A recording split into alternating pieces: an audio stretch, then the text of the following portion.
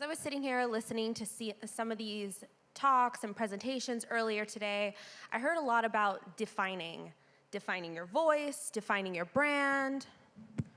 I can't just stand here behind a thing, I gotta walk around. And defining your content. So let's define who you guys are in the audience. How many of you guys are founders of your company? Like almost all of you. And how many of you guys have actual like apparel brands or accessories? Pretty much everybody, right? That's Pool Trade Show. How many of you guys sell your stuff online through an e-commerce platform? Again, almost everybody. How many of you consider yourself a tech startup? One person, 2 people. Why don't you consider yourself a tech startup or a tech company? Because what?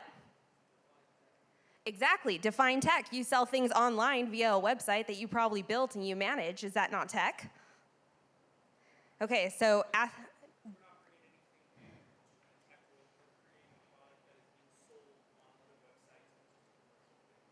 okay, so for those that didn't hear that, he said that you're not bringing anything new to the tech world. You're just bringing products that are sold on a third-party site. Or yourself. So you think it's not innovation? That's why it's not considered tech? Look at all the things that you buy online. Just because it comes in a service, does that mean it's considered innovative? Not really. So I'm going to tell you a little story. I was accidentally an e-commerce boutique owner like 5 years ago. I went through this crazy, I was going to say midlife crisis, but I'm really not that old. It was my mid-20s crisis. I had a quarter-life crisis. I had a broken engagement, and I went through this phase where I was like, oh my gosh, I really messed up. I'm now not getting married. The plans that I had didn't go through. And I had this vision, because I had already quit my job. My ex-fiance, he told me, he's like, babe, I hate the hours that you work. If you want to get married, you need to quit your job and be a housewife. And I go, oh my gosh, I don't know if I can do that, but maybe what I can do is I can have an e-commerce store. And I can specialize in children's special occasion wear. And I can sell that from home, and I could do something while not just sitting at home. My pretty little fantasy of this wedding did not go through, unfortunately. Actually, very fortunately, now that I look back on it. And I had no choice, since I had already quit my job, to do something. And I had racked up a lot of debt from that breakup, so I needed to bring cash flow in. So I started my online business, right? I found this manufacturer in East LA that did these amazing christening gowns and First Holy Communion dresses, and I had like no money. I was like, hey buddy, look, I know your minimum order for this is like $500, but I've got 100 and you don't even have to ship it to me. I'm gonna come pick it up and I'm gonna sell them. I promise you, I'm gonna sell every single one. And I'm gonna come back and I'm gonna keep buying more. And he goes, where are you gonna ship it from, your kitchen table? Yes, I am. How many of you guys have done that? Aw, nobody went through the hustler phase? Aw, see, more hands, that's what I thought. And he did, I think he just felt sorry for me. So he sold me my $100 worth of stuff, and I sold that. I put together a website that I really poorly put together because I couldn't afford to pay somebody to do that. It was like WordPress with, I don't know, some kind of like questionable plugin that guaranteed you could sell items. And I told him I couldn't afford to take pictures of his items, so if he would give me the photos and tell me what his inventory was, you know, that I would go ahead and list that. And he later told me, he's like, that's on-demand shipping. And I'm like, oh, I didn't know that. I don't consider myself in fashion. I'm just trying to pay the bills. I considered myself not a fashion tech startup. I considered myself a small business owner. How many of you guys consider yourselves that? Everybody, right? We're just trying to pay the bills. I had that company for 3 years. I built it up, and I sold it to Sears. Sears was my #1 buyer. And that was a great experience. And I said, okay, I want to evolve more. I want to do more in tech. I want to find more people like me who have either an emerging brand, or you're trying to break out into tech, and you don't know how to do that. You're looking for the resources, right? You're looking for ways to bridge those gaps. And so after I sold that company, I said, I'm going to, delve into tech a little bit more. So I had applied for a tech job, and the founder of that company reached out, and he said, hey, we think you'd be great for this, but, we're a tech startup. How do you feel about that? The money may or may not be questionable. Like, we might get funding, but right now it's monopoly money. And I said, oh, man, I really don't consider myself like a tech person. And he goes, did you build your website? Yes. Did you sell things through that? Yes. He goes, did you sell that company? Yes. Were you a tech startup? Please say yes. That's a rhetorical question. Yes, of course. And so how do we help brands like that? People that are working from home, they're selling their stuff online, they're trying to hit inventory, they're trying to be found, right? How do we help brands like that? We get them resources, which is why you guys are here today, right? How many of you guys set an intention when you came here today for what you wanted to get out of this? Hands. What were some of those intentions? Yeah. How to survive a trade show. It is scary. Hopefully you're not doing it in heels like me. That would be really painful. Other intentions you guys set for today? Become a billionaire. You and me both.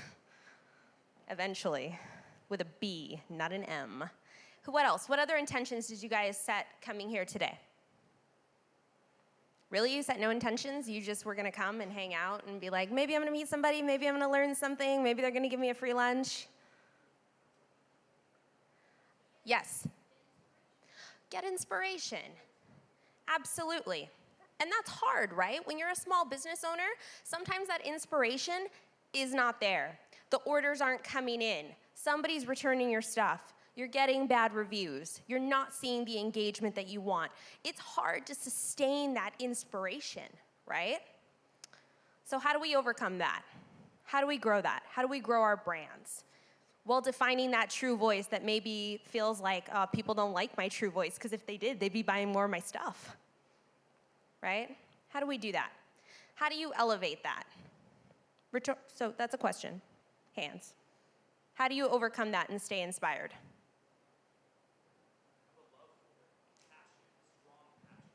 Absolutely. So he said, for those of you who couldn't hear, you have to have a passion, a strong passion. You've got to have a love for it. It should be your spiritual practice, right? There's a great line by Marianne Williamson, and it says, who you are does not grow out of a career. A career grows out of who you are. How many of you look at your brand and you say, that's me? My brand is a reflection of me. That's a lot of hands. That's everybody, right? That's defining your content. That's defining you. That's defining your voice. And that can be really hard when it's not being received well and you're struggling and you're sitting there going, man, it knocks down your self-worth just a little bit. And when you're trying to become a billionaire, like this guy and me and probably half of the rest of us or more, how do you do that? So one of the pivotal points for me when I was building my first business was, I went through the same thing. I was like, man, and I'm gonna curse a little bit because Allie did. I said, man, this sucks. I made a bad choice. I'm in a shitty position. I'm trying to overcome this shitty position. How do I do that and not feel so run down, right? There's only one way to do that. The only way that you're gonna elevate your net worth is when you elevate your self-worth. So you've got to go ahead and put that in for you. Elevate yourself. Elevate your brand. How do you elevate your brand? You guys build brands every day. I know you're tired, but come on. You guys build brands every day. How do you elevate your brand? You bring something new that hasn't been done. What else do you do? What do you do every day in your brand? It's like waking up and brushing your teeth and brushing your hair and getting ready and leaving, right? There are things that you do every single day. What are those things that you do? You inspire others. Okay. How do you inspire others? By wearing it. How else? Do you post about it? How many of you guys average at least a minimum of one post on any given social media channel per day? It should be everybody. You do little things, right? It's called bridging. You bridge small, right actions together consistently. And we heard about that earlier today.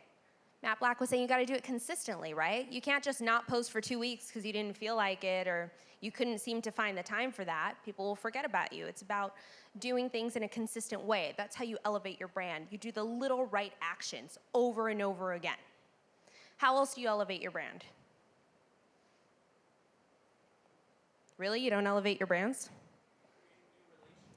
Creating new relationships, getting out there, meeting people, networking events, showing your stuff, reaching out to influencers, sending them some of your inventory, see if they'll wear it, showcase it, photograph it. How else do you elevate your brands? No other ways? You don't do things every single day? Do you blog about it? Yeah?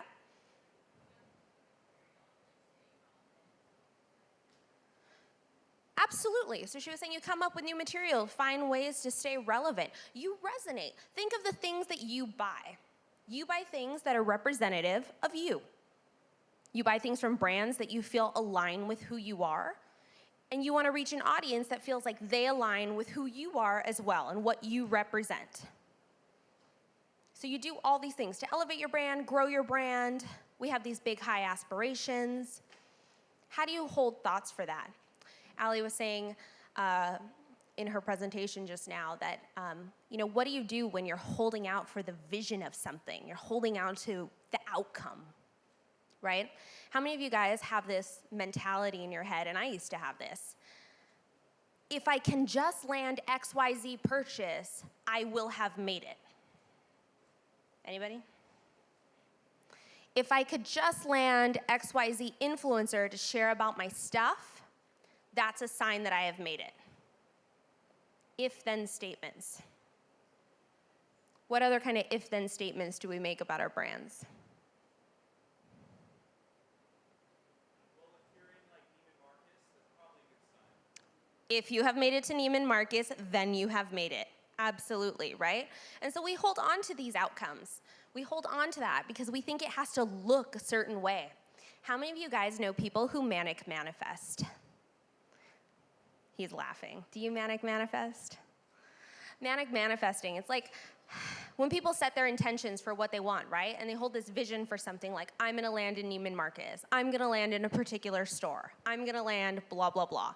And so they make all of their decisions based on this trajectory, like, I'm going to get there. I'm gonna be there by the end of the year, and this is how I'm gonna get there, and I'm gonna take some of these deals, which may or may not be good ideas, but it makes me feel like I'm going forward. I'm gonna make a vision board, I'm gonna meditate over it, I'm gonna drink my juice, I'm gonna drink all the Kool-Aid.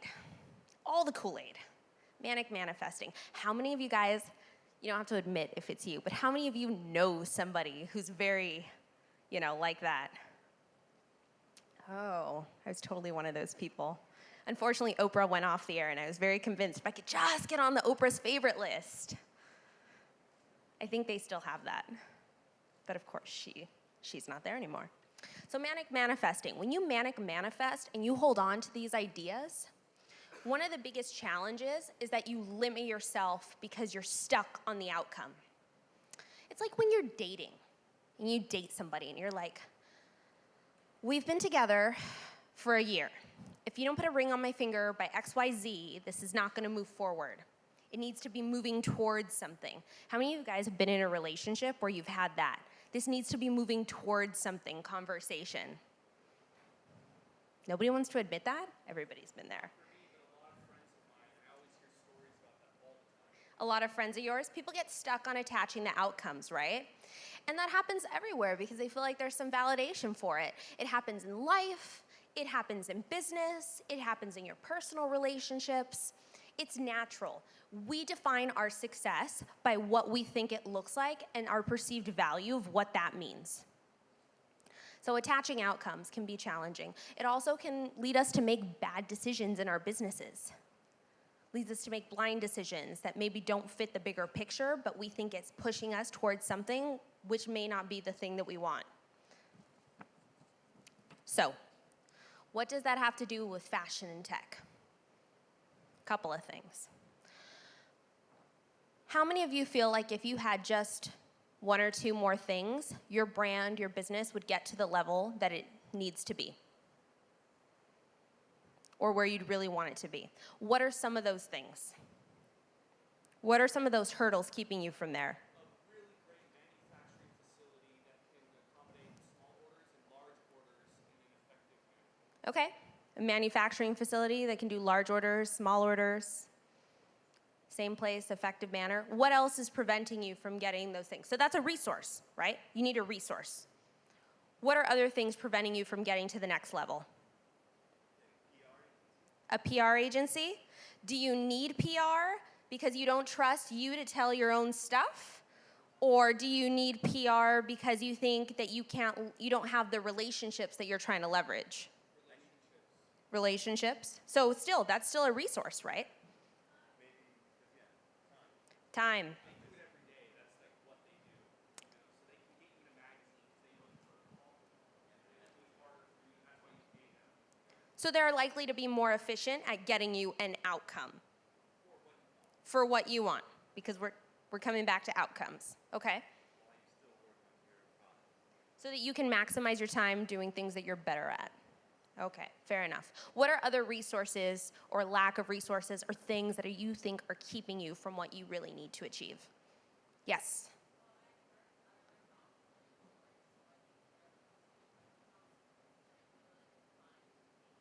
You need space. So you need an office. You need an office, you need a warehouse, you need a place where you can separate it. How many of you guys have worked from home before? That's a lot of people. I used to work from home, and let me guarantee you, when I worked from home, I wore action slacks and did no action, which were basically my yoga pants because they were stretchy. I was 20 pounds heavier, and I watched a shit ton of Bravo. Because the TV's always there, the fridge is always there, it's always I can get to it in a little bit, or it's the opposite. It's that feeling of I can never get away from it. I can't separate because it's always there. There's always just one more thing to do. There's always that email that needs to go out. There's always, if I could just do a few more pieces tonight, I would get closer to what I need to get to, right? So resources and space. So, is it up there? It's not up there. That's okay. I'm a co-founder of a civic group called Grid 110. Have you guys heard of Grid 110? Some of you, maybe, no.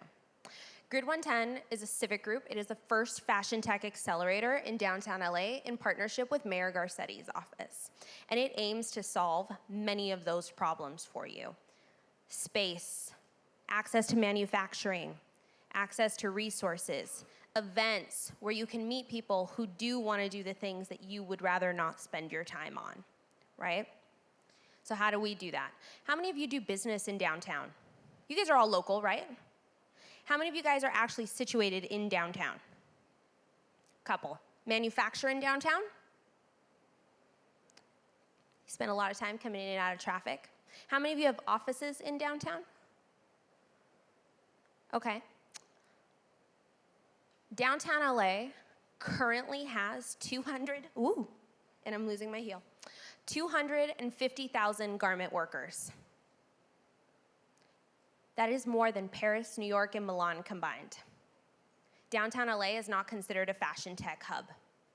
When you think fashion tech, where do you think? Silicon Valley. For the tech, not the tits, right? Yes. Well, you said Silicon and Valley, it all goes together. All right, where else? When you think fashion tech, what do you think? Do we think New York? Made in New York? Why do we think fashion tech for there? They're not doing anything different that you guys are doing. It's a powerhouse for fashion. Is LA not a powerhouse for fashion?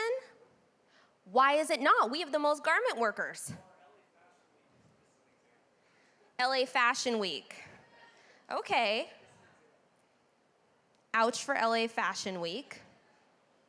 But what else do we have? We have denim. We have denim. You know what else we have in LA? We have space. We have an epidemic right now in downtown. We have 6 million square feet of empty Class A space. Do you know what's in that space? Fiber internet. If you're doing your business online and you're stuck in the arts district in a warehouse with crappy internet, how do you get online to find out what your orders are so you can ship them? It's a struggle, right? You need that. 6 million square feet of empty space. Fiber internet. Walking distance to manufacturing. I'm not trying to sell you on downtown. You should just naturally want to be there. It's got its hustle. It's a great place. But we're trying to solve these problems with Grid 110. We're trying to help fashion brands like yourselves be able to connect to those resources because nobody thinks of downtown as a fashion tech hub. And downtown is. Grid 110 is able to do that. So we're doing one of the first projects of its kind in our Fashion Tech Accelerator. We're opening July 1st in a new space. We've partnered with the mayor's office. We've selected through an application process 5 fashion tech brands, e-commerce companies, accessory companies, people that service software that supports manufacturing so that you, the end user, when you go to order your items, can get things more effectively in a more cost-effective manner, a more cost-effective and a timely manner, ordering, things that affect all the things you do within your fashion brand, right? For me, that's my spiritual practice, bringing resources to the table. My business, for me, I care about bringing a community together, building a community, creating a fashion tech hub. And for me, taking the things that I knew and the things that I struggled with and couldn't find was a way to do that. And Grid 110 helps to solve that. My other business, I'm the founder of Startup DTLA. So since we don't think of LA as fashion tech, do you guys think of LA, downtown LA, as tech in general? No, why not? It's nightlife? Okay, why else?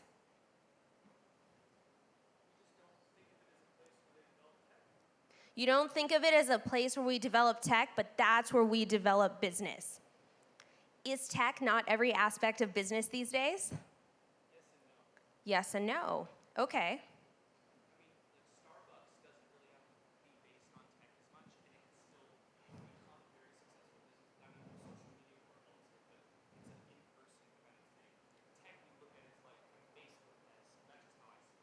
So you see tech as social, in a way. Okay. Why else don't you consider downtown as tech? We think of it as business, fair enough. And what kind of business do we do in downtown? Life. Live here, work here, play here, that's an actual campaign, yes? All right, hold that thought. He said insurance, business, and law firms. How many of you have ever had to patent your stuff? Your designs, your accessories. Who do you go to do that? Trademark and IP attorneys, right? You said insurance? How many of you guys need insurance to operate? Every single person, right? So downtown LA is the full stack city. It has a little bit of everything. It has finance. It's the home of finance. It's the home of money. It's the home of manufacturing. It's the home of production. It's got space. It's got your warehouse stuff. And it's got all your creatives. That's how we aim to do that with both Grid 110 and Startup DTLA. You come in. We help you find the space, access to the resources that you need, connect with people so that you can get what you need done.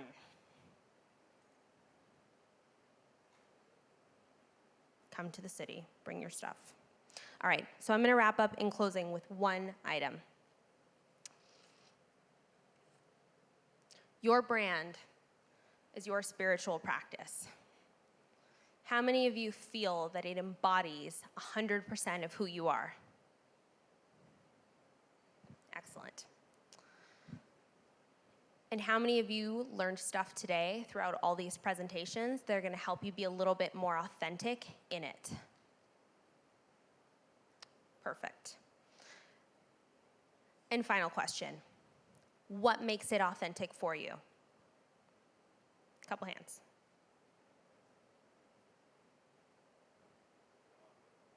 The artwork? The work you put into it? I'm sorry? The mentality, the heart. It's your love, sweat. It's your blood, sweat, and tears, right? It's a reflection of you. It's your baby. It's a piece of you. So you're putting it out into the world with love.